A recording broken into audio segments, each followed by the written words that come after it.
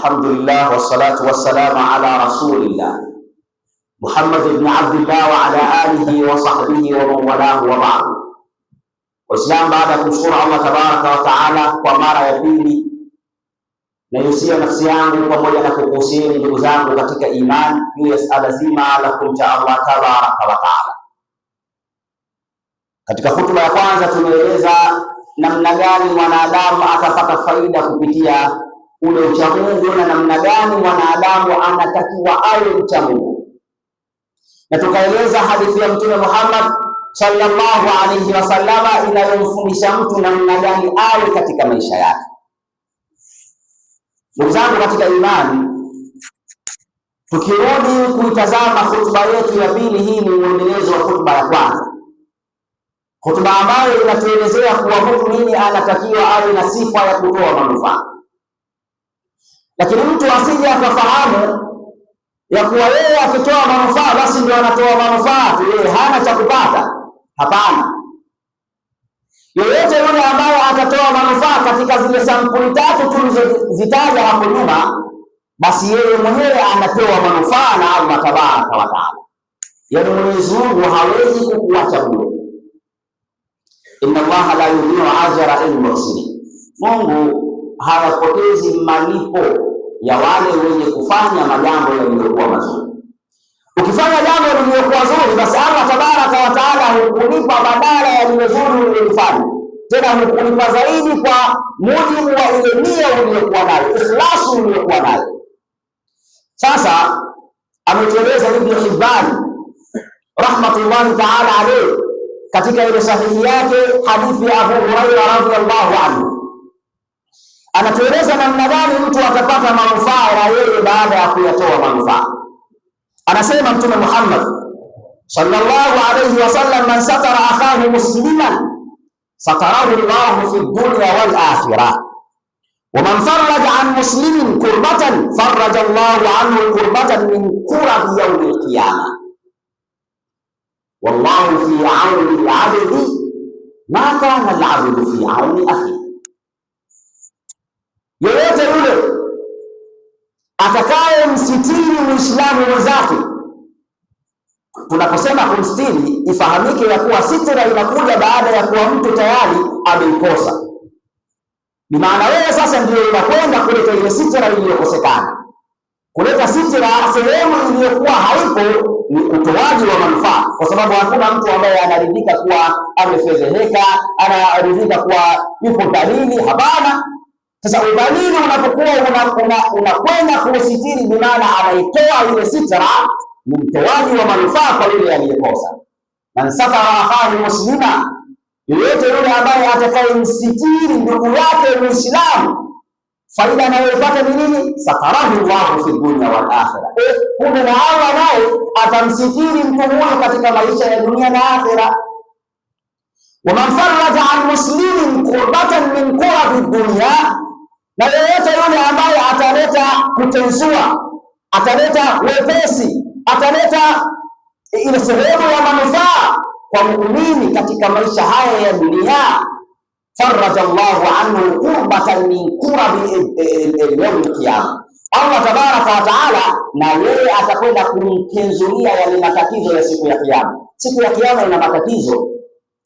Siku ya kiyama anaeleza Allah tabaraka wa taala, yawma yafirru al-mar'u min akhihi wa ummihi wa abihi ila akhir al-aya. Sasa Allah tabaraka wa taala atakutazama, ulikuwa na nafasi ya kutenzua mambo yaliyokuwa magumu kwa Waislamu wenzako, ulikuwa unayo nafasi hiyo, na yeye atakutenzulia miongoni mwa matatizo ya siku ya kiyama.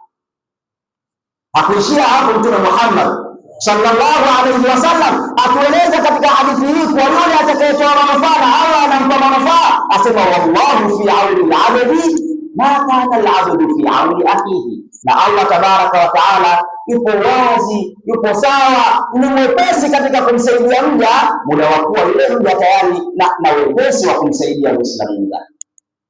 Kumbe unapopata ule wepesi wa kumsaidia Muislamu mwenzako, Allah tabaraka wa taala naye anakutengenezea mazingira yake kusaidia. Wallahu fi auni al-abdi ma kana al-abdu fi auni akhi.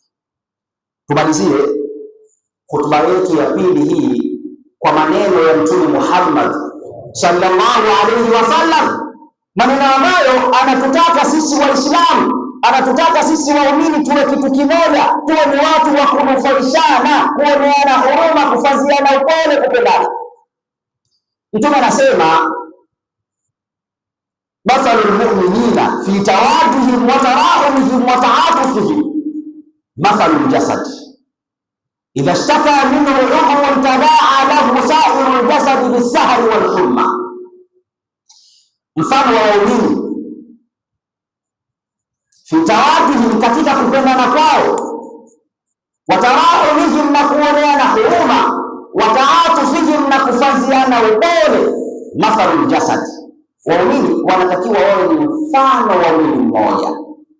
Hakuna asiyefahamu kuwa ndani ya mapenzi kuna kupeana manufaa.